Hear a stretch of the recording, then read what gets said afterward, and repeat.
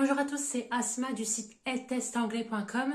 Aujourd'hui, on se retrouve pour une série de vidéos très spéciale qui sera consacrée cette fois-ci au test d'anglais IELTS. Chaque jour, pendant 30 jours d'affilée, je vous donnerai mes conseils pour réussir et préparer au mieux cet examen d'anglais. J'ai donc créé cette chaîne YouTube et site internet pour vous aider à atteindre votre objectif de score voulu à votre examen d'anglais. Aujourd'hui, on va commencer par le début. Concrètement, c'est quoi cet examen d'anglais? Je vous explique tout ça après l'intro.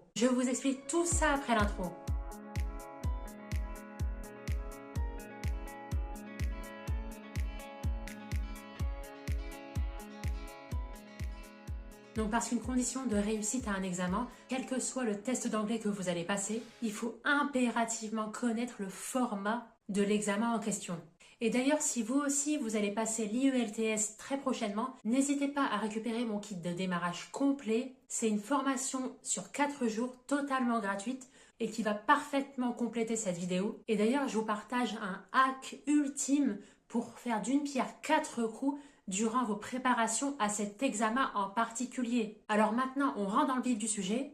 C'est quoi l'IELTS exactement? Alors d'abord, c'est un acronyme. Donc ces différentes lettres en fait qui correspondent à des mots bien particuliers. International English Language Testing System. C'est l'un des tests d'anglais les plus reconnus dans le monde entier. En clair, c'est un test d'anglais qui est accepté dans des centaines de pays. Et il va vous permettre en fait de mesurer concrètement votre niveau en anglais avec un score allant de 0 à 9. C'est un barème hyper simple et hyper concret, je trouve. Grosso modo, on vous mettra dans une case ou telle case. Ça va définir en fait votre capacité à communiquer en anglais. Et donc clairement, je trouve ça beaucoup plus clair par exemple que le système de notation du TOEFL ou du TOEIC par exemple. Donc cette IELTS, elle va évaluer toutes les compétences d'une langue étrangère, à savoir les 4 piliers de l'anglais ici. Donc dans l'ordre, la compréhension orale, le listening. Ensuite, tout un volet compréhension écrite avec le reading, une partie expression écrite avec le writing, et enfin séparément une partie expression orale avec le speaking. Alors, particularité avec cet examen d'anglais ici, c'est qu'il existe en fait 2 versions de l'IELTS. D'abord, vous avez l'académique, l'IELTS académique, qui est destiné surtout pour celles et ceux qui veulent étudier dans une université anglophone, parce que les textes et les écrits seront beaucoup plus académiques en fait. Ensuite, il y a une deuxième version, c'est l'IELTS General Training, qui là sera plus destiné aux personnes qui veulent travailler à l'étranger, dans le cadre d'un projet de demande de visa par exemple. Ici, les sujets abordés dans cet examen en particulier seront plus proches en fait de la vie quotidienne et du monde professionnel. Donc justement, une remarque ici, les parties listening, compréhension orale et speaking, expression orale, sont identiques dans les 2 versions. Ce qui va changer, c'est au niveau de l'expression écrite et la compréhension écrite. Reading and writing, ça va être différent dans ces 2 versions-là. Alors maintenant, question concrètement, pourquoi passer cet examen IELTS en particulier? Parce que de nos jours, en fait, savoir parler anglais, indiquer ça sur un CV, sur une demande de visa, ça suffit plus. Maintenant, il faut pouvoir le prouver avec un score qui est officiellement certifié. Donc principalement, ce sera demandé dans 3 cas. Dans le cas d'études à l'étranger, on l'a vu précédemment, pour un emploi à l'échelle internationale, et enfin aussi dans une démarche d'expatriation par exemple, où vous serez amené parfois dans certains cas à faire une demande de visa. Alors ensuite, pour passer cet examen concrètement, comment ça se passe, où ça se déroule? Donc l'examen se passe dans un centre agréé. Vous êtes obligé de vous enregistrer avant bien évidemment. Vous pouvez faire les démarches auprès du site internet de la British Council. Je vous mettrai tous les liens en description.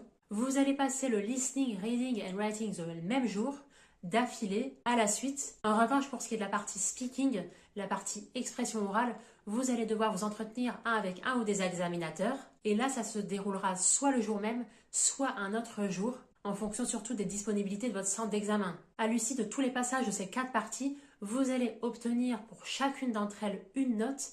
Et ces notes, vous allez avoir une moyenne. Vous allez avoir donc une note de 0 à 9 qui est basée sur la moyenne de ces 4 parties. Alors en général, pour entrer dans une université, que ce soit à l'étranger ou même dans le cadre d'une admission dans une école de commerce par exemple ou d'ingénieur, le strict minimum c'est 6 sur 9. Mais d'une manière générale, ce sera au moins 6,5 qui sera demandé, entre 6,5 et 7. Pour certaines demandes d'emploi avec un cadre international, c'est au minimum 5,5. Et enfin, si vous êtes dans une démarche d'expatriation, ça tourne autour de 7. pour pouvoir bien appuyer un dossier de demande de visa. Alors à présent, 3 questions, 3 points à retenir de ce test IELTS. Est-ce que ce test d'anglais, il est reconnu partout? Alors oui, tout à fait. Il a été créé conjointement par 3 pays. Il est reconnu dans plus de 140 pays et parmi 11 000 institutions, que ce soit privées ou publiques. Alors je vous en dirai beaucoup plus dans mes prochaines vidéos. Alors ensuite, autre point intéressant, est-ce qu'il est plus difficile que les autres tests d'anglais? Ça, c'est une question que je me suis déjà posée. Alors moi, selon mon retour d'expérience, il n'est pas forcément plus difficile que le TOEIC ou le TOEFL. Mais ce qui va être un peu déroutant ici, c'est qu'on va devoir passer un oral en face d'un examinateur, donc ça peut vraiment être intimidant. Et la gestion du temps y est hyper stricte. Donc ça, pareil, c'est un point commun avec le TOEIC et le TOEFL. Il faut très bien savoir gérer son temps et surtout bien se préparer en amont. Alors enfin, autre question qui revient souvent, le test, il dure combien de temps? Eh bien, il a une durée de validité de 2 ans. Et ça, c'est comme le TOEIC. Donc, il y a énormément d'informations à avoir conscience. Cette vidéo, c'est seulement une fraction de ce que vous devez avoir en tête. Dans ma mini-formation gratuite, je vais beaucoup plus loin. N'hésitez pas à récupérer tous mes PDF gratuitement. Je mettrai le lien en description. Et posez-moi toutes les questions en commentaire ou par email. Parce qu'on est là pour s'entraider. Et vraiment, j'espère vraiment que cette vidéo vous aura été utile. On verra comment va se dérouler ce défi 30 jours d'affilée, une vidéo concrète pour vous aider avec votre test IELTS. Et avant de partir, lâchez-moi un like, ça me ferait très plaisir et ça encouragera mon travail. On est déjà plus de 2000 sur cette chaîne, notamment avec le examen TOEIC. J'en ai déjà aidé pas mal d'entre vous et votre réussite et votre soutien me font vraiment plaisir. Allez, on se retrouve demain pour le 2e jour. À très vite!